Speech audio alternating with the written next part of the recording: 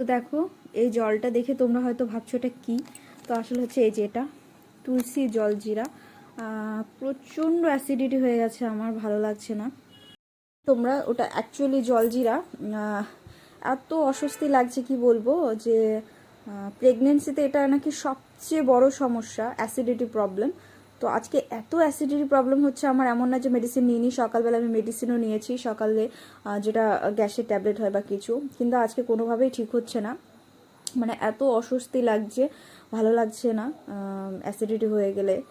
তো কি করব এখন, যেটা সকালে মেডিসিন নিয়েছি ওটা তো আর বারবার নিতে পারি না, এতগুলো করে ওষুধ।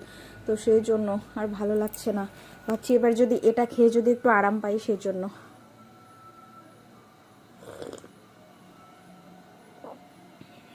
কি বাজে লাগছে, কিন্তু কি করব, তাও যদি একটু আরাম হয়।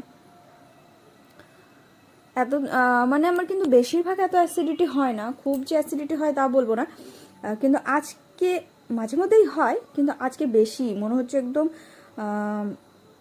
বুকে পিঠে একদম চেপে ধরে আছে। আর তোমার যখন আমার ফার্স্ট 2-3 মাস ছিল তখন প্রচণ্ড অ্যাসিডিটি হতো, প্রচণ্ড অ্যাসিডিটির জন্য কিছুই খেতে পারতাম না।